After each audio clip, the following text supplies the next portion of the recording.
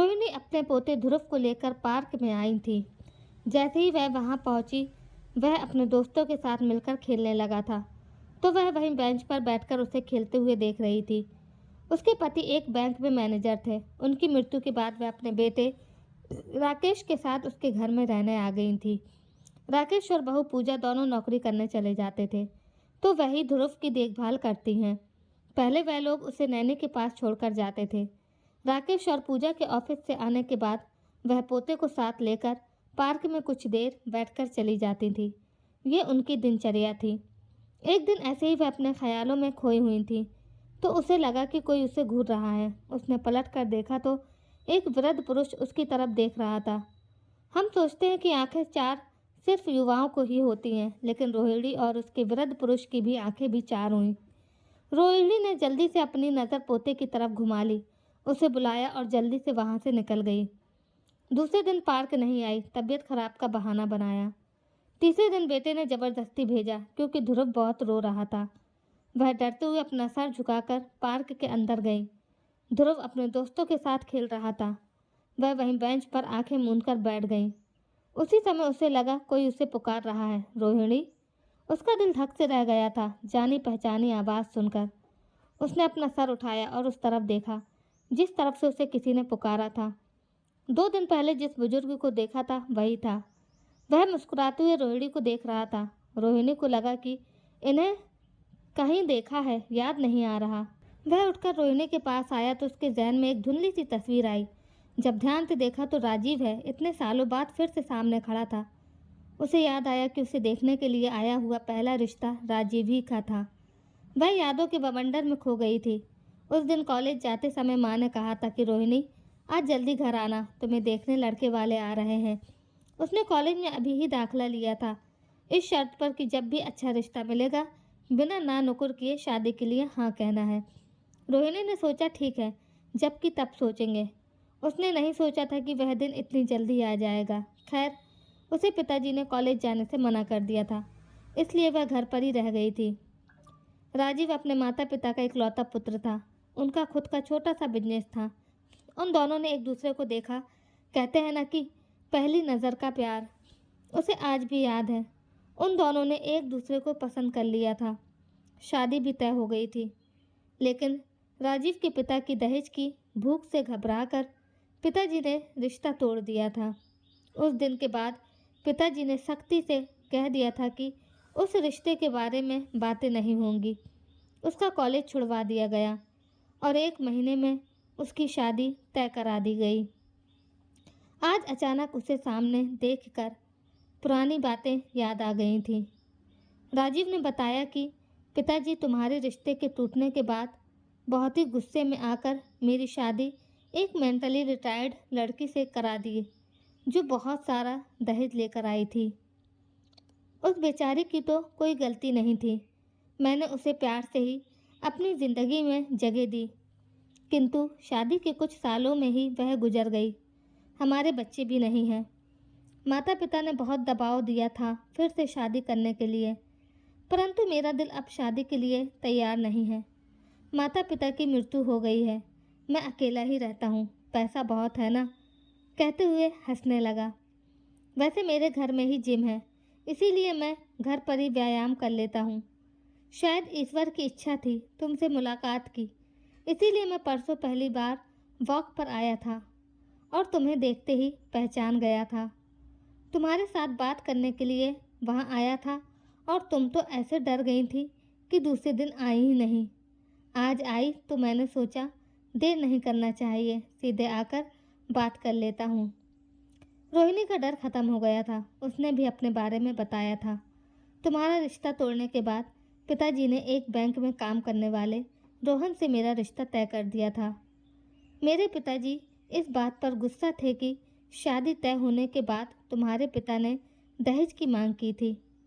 मुझे कुछ भी बोलने का मौका नहीं दिया और कहा कि मैं ये शादी नहीं करूँगी तो वह माँ के साथ आत्महत्या कर लेंगे। मुझे हाँ कहना पड़ा, पर रोहन बहुत ही अच्छे थे। मेरे पति को गुजरे हुए 5 साल हो गए हैं। मैं अकेली ही रहती थी। 2 साल पहले बेटा जबरन मुझे यहाँ लेकर आया था कि पोते को आपकी ज़रूरत है। रोहिणी ने यह भी बताया था कि बेटा बहू नौकरी पर चले जाते हैं तो वह पोते की देखभाल करती हैं। अब रोज ही दोनों की मुलाकात होने लगी। रोहिणी भी शाम का इंतज़ार करती थी। वह धीरे धीरे अच्छे से तैयार भी होने लगी थी। उनकी इन हरकतों पर बहू की नज़र पड़ी। उसने अपने पति को बताया कि मुझे तुम्हारी माँ पर शक हो रहा है। पहले पार्क में न जाने के बहाने ढूंढती थी, आजकल हमारे आने का इंतज़ार करती हैं। लगता है वहाँ उन्हें कोई मिल गया है। राकेश ने पूजा को डांट दिया तो बात आई गई हो गई। ध्रुव के स्कूल में विंटर की छुट्टियां थीं तो राकेश पूजा उसे लेकर नैनीताल घूमने चले गए थे। रोहिणी अकेली हो गई थी। वह ध्रुव के न रहने पर भी पार्क जाने लगी थी। राकेश के जाने के बाद तीसरे दिन सुबह वह पलंग से उठ नहीं पा रही थी। उसे बहुत तेज बुखार हो गया था।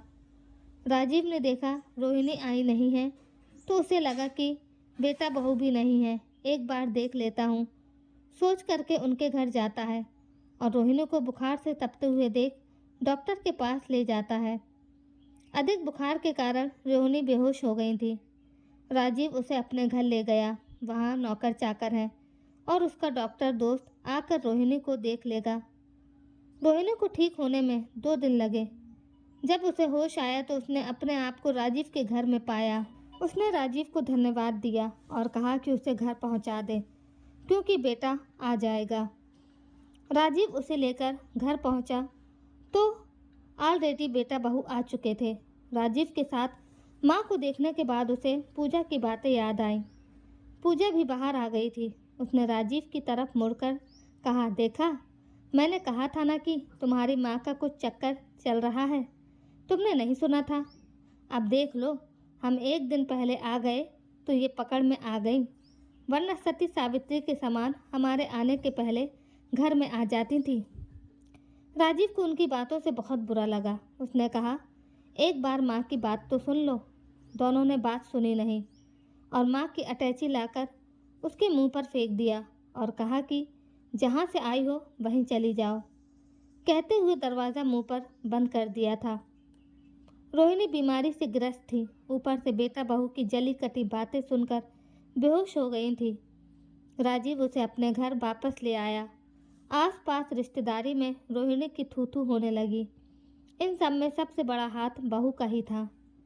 एक दिन बेटे को लगा मैंने सुनी सुनाई बातें सुनकर माँ पर आरोप लगाया है। एक बार मुझे माँ को भी अपनी बात रखने का मौका देना चाहिए था। ऐसा सोचकर वह माँ के पास गया। बैल बजाने ही वाला था कि उसे माँ की बातें सुनाई दी। माँ कह रही थी, राजीव, उस दिन तुमने मेरी जान नहीं बचाई, होती तो अच्छा था। घर में कोई नहीं था और मैं बेहोश हो गई थी। तुमने काम वाली बाई की बात सुनकर मुझे अपने घर नहीं लाते तो अच्छा था। मैं अब किसके लिए जीऊँ? बच्चों ने मेरी बात सुनी ही नहीं।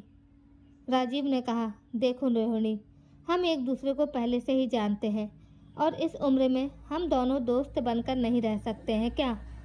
मेरे घर में भी कोई नहीं है, मैं अकेला रहता हूँ, तुम भी तो अकेले रहती हो। हम एक दूसरे का सहारा बने तो क्या होगा, बोलो?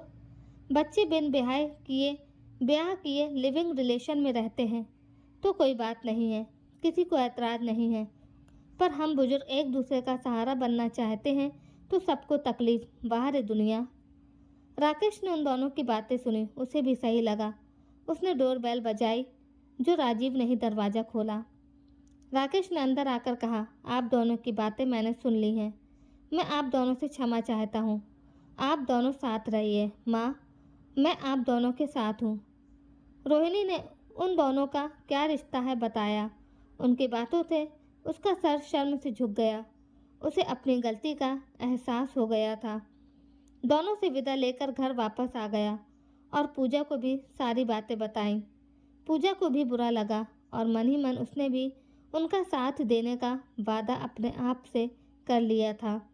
दोस्तों, लड़का लड़की दोस्त नहीं हो सकते, एक बुजुर्ग महिला और पुरुष भी दोस्त नहीं हो सकते हैं क्या? तो उम्मीद करती हूँ दोस्तों आज की कहानी आप सबको पसंद आई हो। कहानी पसंद आए तो वीडियो को लाइक करें, शेयर करें और चैनल को सब्सक्राइब करें।